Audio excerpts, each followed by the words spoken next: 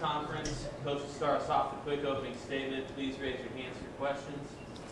You know, when you look at Florida this week, first of all, there's a lot of familiarity with the coaching staff there. I've coached against Dan for a long time and very familiar with Todd Grantham. Christian Robinson was a GA for us at Georgia.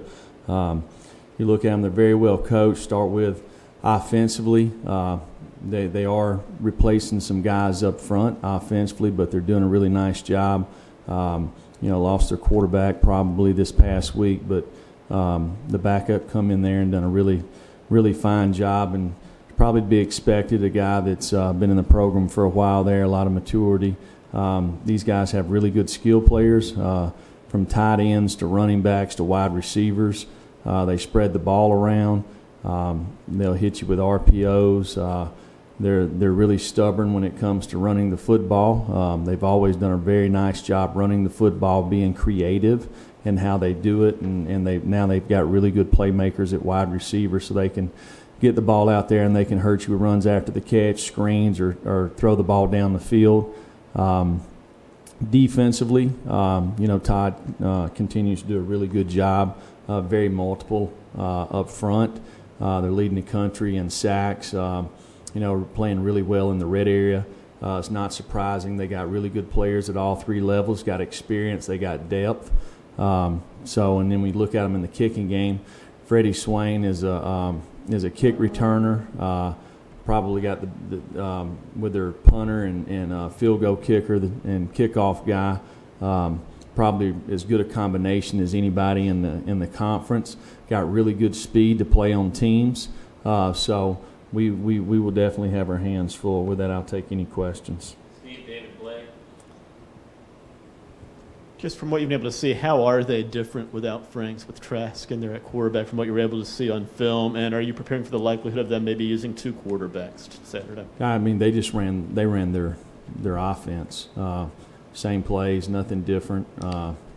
Might even executed better, Obviously, they scored more points there in a short period of time, but as a guy that competed for the quarterback job, very talented, and has experience. David and Blake. General, what went into starting Kenneth over Alante on Saturday, and what do you foresee in that situation moving forward? Well, we're just playing the guys who practice the best week in and week out. So, Kenneth practiced really good last week, and whoever who practices the best this week will play this week. Jeremy, will Bryce travel to Gainesville for that game? And then also, just what can you guys do on offense maybe to neutralize some of their pass rush you were talking about? Well, first thing is we need to be able to run the football.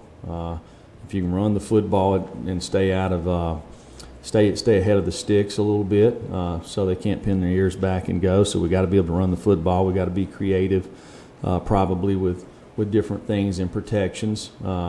Whether we're chipping or leaving a back end or something like that. And we've got to be efficient offensively. Got to get the ball out of our hand, know where we're going with the ball, and spread it around. Will Bryce travel for the game? I've not decided that. Awesome. Coach, Trey's a guy that hadn't had a lot of contact in fall camp. Now 3 games in, kind of where's he at and where you thought he would be, and what's he doing well for you guys? Trey's playing really hard. Kind of the way we've kind of altered practice a little bit to help his development.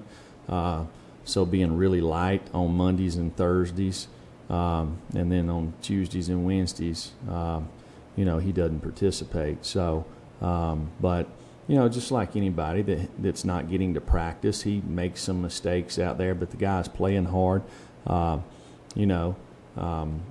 continues to improve each week. Coach, after watching the film, how did you evaluate what you got from the offensive line with putting K-Ron in at tackle and sliding Darnell inside the guard? We're going to the right folks. We might not be taking the right path to get there, so to speak. So there's lots of things technically that we need to clean up. But the positive is there was very few mental errors.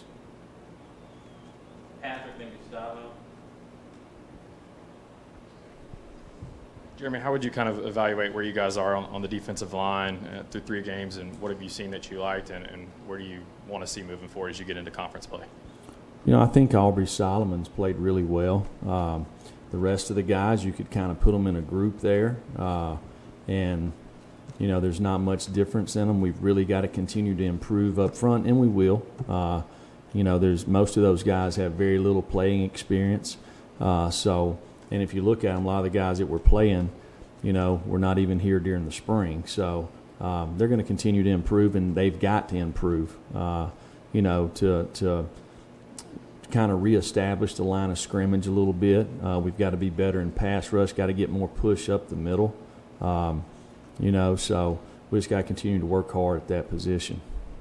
Coach, Tennessee in the first 3 games of the season came to the game as favorites, but against Florida, you guys are underdogs. Did it feel like it changed the mentality? How do you feel like you guys are not being the favorites, being the underdogs, as they say, coming to the Florida game? Well, it didn't help us those first 2 games, did it? So I don't think that's got much bearing on the game.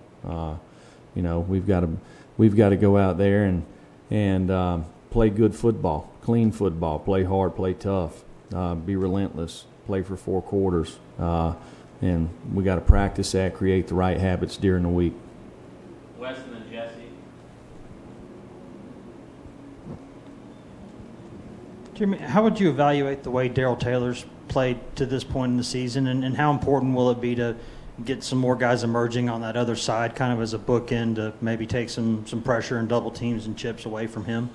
Yeah, I think Darryl can play better. Unfortunately, he had a little bit of an injury during fall camp that really has been going on since July, so he had a lot of he didn't get to practice as much as we would have liked to have practiced him, but he's getting healthier and healthier. So, he's a guy that can be a really good player, and he needs to do that all the time.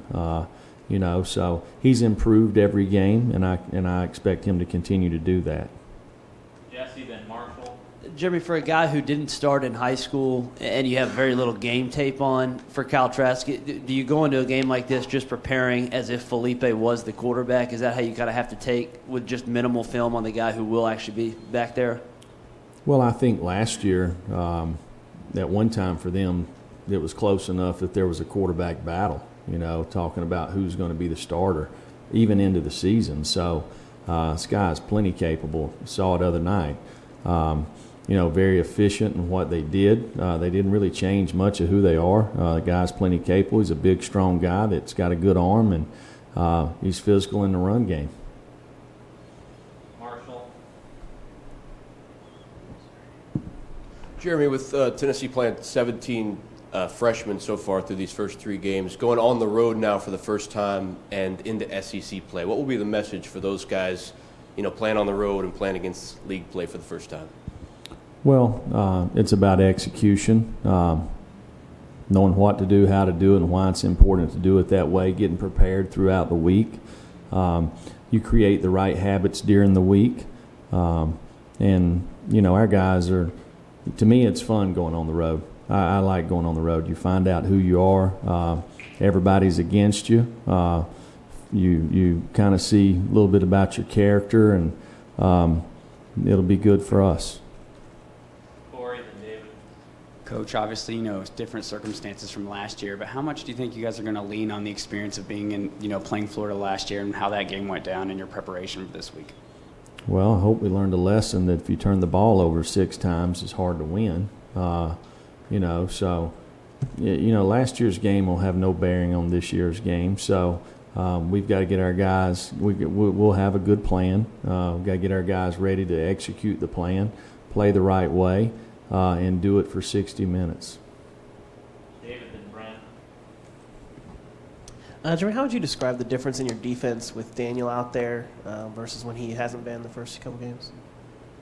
Daniel's a guy that, we have a lot of time invested in him, starting with last spring, 2 springs now, 2 fall camps. So, that's when you come into a program and you spend that much time with guys to develop them, to get them ready to play, and then they can't play, there's a difference, right? Will Ignatz really, he don't really play the money position, but he had to play money for us, okay?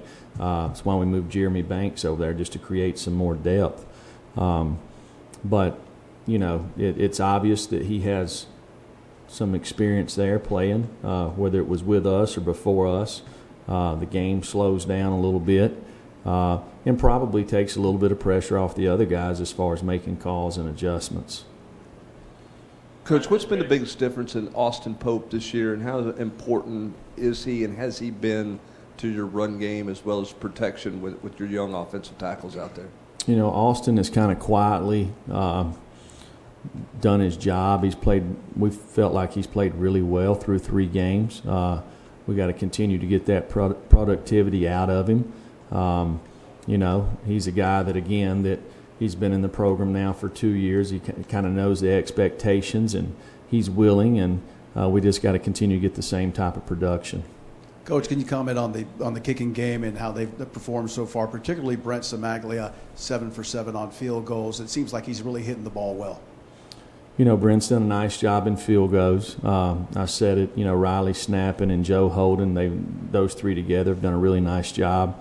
Paxton, except for kicking it out of bounds other days, had a touchback on every kick. And Joe's punted every time except for one. Paxton punted one other day. So, the guys have executed that very well there. We've got to continue to do that.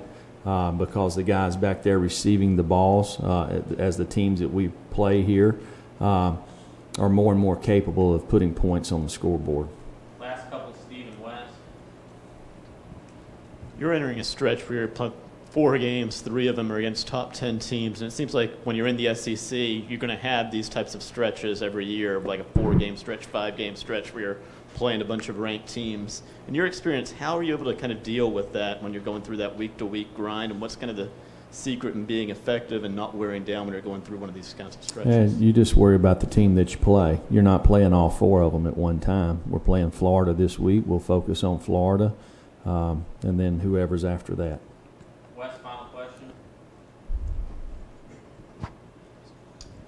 Jimmy, I know football can be kind of a copycat game, and a lot of people kind of try to do the same stuff that Dan and those guys do on offense. But is there anything that kind of makes what they do different over the years? Has it just been the execution of the players, maybe some talent they've had, or are there wrinkles kind of in what they do with that package? You're talking about when they were at Mississippi State compared to now? Yeah. I think Dan just he does what all good football coaches do. He figures out what he's got. He's done it a little bit differently over the last 10 years each year, So, and to me that's what a good football coach does. He figures out who his playmakers are, what's the best part of his offensive team, and he focuses on that. And, they continue to do that.